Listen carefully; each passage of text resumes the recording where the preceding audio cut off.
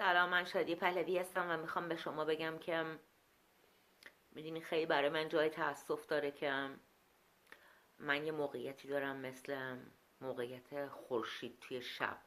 نمیدونی منظورم چیه؟ مثلا وقتی شما میرین شب به آسمون نگاه میکنین، ماهو میبینین، خب ماه میدرخشه دیگه، مگه اینطور نیست؟ ولی چیزی که ازش خبر ندارین اینه که این ماه از خودش هیچ نوری نداره. ماه فقط یه تیکه سنگ، یه شهابی استروید سرگردون توی آسمون هستش که نور خورشید اینو نورانیش کرده. ولی وقتی که شبه، وقتی که شب هست و نور وجود نداره، اختناق و خفقان وجود داره، شما خورشید رو نمیبینید، شما ماه رو میبینید. اینم الان دقیقا مطابق همین وضعیتی هستش که الان وجود داره. مثلا میدونین که من از سال 2013 توی اینترنت هستم، توی دنیای مجازی، و الان یعنی بالای 10 سال شده و میدونی که توی این مدت من کاملا سانسور شدم دیگه. یعنی به غیر از خبرگزاری مهر که اولین بار خبر منو پخش کرد سال 2013، بعد از اون هیچ کدوم از اون جراید شبکه‌های تلویزیونی و غیره و به غیر از خبرگزاری مهر و العربیه هیچ کس دیگه ای که معتبر باشه، میدونی مثلا مثل بی بی سی، مثل صدای آمریکا، مثل من و تو، اینا هیچ کدوم راجع به من ننوشتن و یعنی که کاملا منو سانسور کردن و من خبر سانسور شده هستم. چون حتی یه چندین مصاحبه هم اومدن اینا. anyways حالا یعنی به طور مستقیم سانسور شدم، هم به طور غیر مستقیم. و بهتون بگم منظورم چیه از سانسور شدم به طور غیر مستقیم.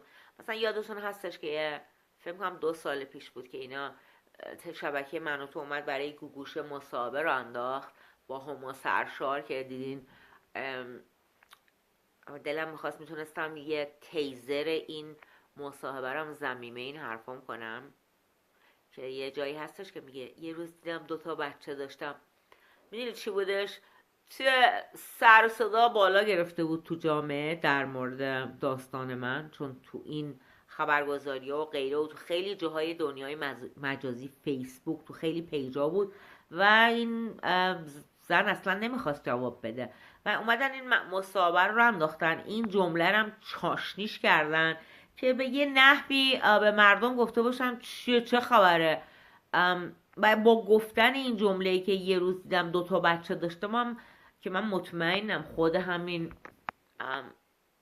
همین نامادری من، همین زنیشایی که دارم 10 ساله داستان هویت واقعیشو به سمت شماها جار میزنم، هویت خانوادگی واقعیش،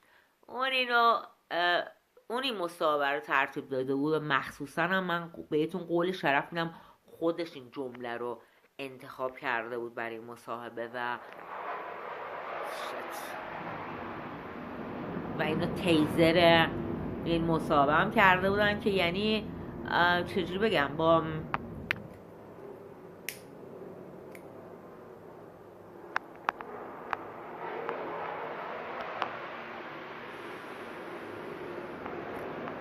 صدای حجته، یعنی تا یه حدی با کنجکاوی مردم به بازی گرفته باشن، میدونی، تحقیر کرده باشن. مثل اون جمله‌ای که فکری که تو سر اکثر مردم هست، سوالی که تو سر اکثر مردم هست و خودشون بگن بدون اینکه به اون درک و معنایی که مردم مورد نظرشون هست. واسه همین این جمله رو اومد گفتش که یه روزم 2 تا بچه داشتم، برای گمراه کردن شایعه من و همه جا من سانسور شدم. و میدونی شخصیت گوگوش و مردم ایران چجوری تصور میکنم، من اینو میتونم درک کنم چرا خیلی توی جامعه ایران از مردم ایران میتونن جذب این زنی که این گوگوش بشن. میدونین چرا؟ برای اینکه این شخصی امتیازاتی داشت. یعنی میدونی فقط یه خواننده نبود، این اصلا حضورش در زمان رژیم گذشته تو رادیو تلویزیون ایران یه طوری بود مثل اینکه اصلا تلویزیون خونه باباشه، یعنی اصلا حق داره اونجا باشه. میدونین از هر کس دیگه بیشترین مزایای تبلیغاتی داشت، مثل اینکه اصلا خواننده نیست، ما داریم راجع به بیل گیتس ایران حرف میزنیم همین گوگوش، برای اینکه تو رادیو تلویزیون ایران سهیم بود. این زن یه از طریق دولت سر من تبدیل شده بود به یه عضو خانواده پهلوی. یعنی شما نمیدونستین عضو خانواده پهلویه، ولی خانواده پهلوی که میدونست. و درسته که به این مزایا میدادن، این خوب درآمد در می آورد، ولی تقاصش رو همون خانواده از من میگرفت، یعنی بلاهاشو سر من می آوردن. من گروگان واقعی بودم. و این حرفی که به شما الان زدم در مورد آسمون تاریک و ماه و خورشید که تو تاریکی فقط ماهو میبینید، یعنی که این همه داستان پشت پرده وجود داشته مربوط به هویت خانواده واقعی فرح پهلوی،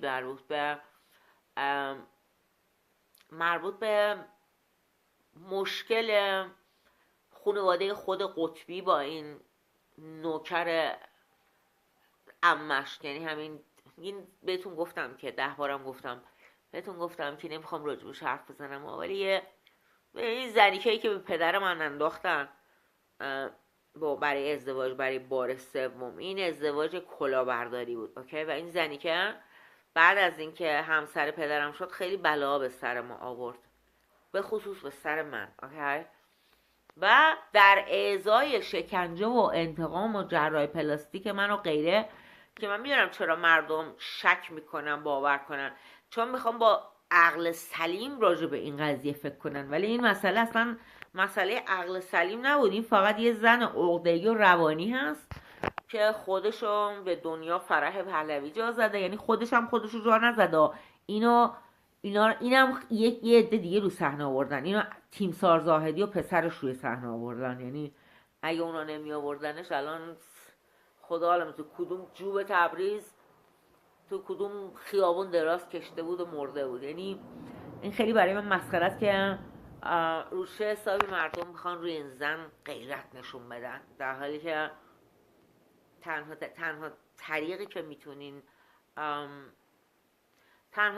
که میتونین خودتون رو خوشبین نگه دارین یا در صورت اینکه حقایق رو خودتون انکار کنین، مخفی کنین. برای اینکه من اگه به شما دعوت میکنم، اگه شما خودتون یکم به خودتون فکر میکنین که خودتون هم تو این سالا به این نحوی تو خواب بودین. مثلا من فکر نمیکنم هیچ کسی از مردم ایران هیچ وقتی از خودش سوال نکرد چجوری آخه لیلا پهلوی مرد، چجوری آخه علیرضا پهلوی مثلا با یه گوله زد به سینه‌اش خودشو کشت.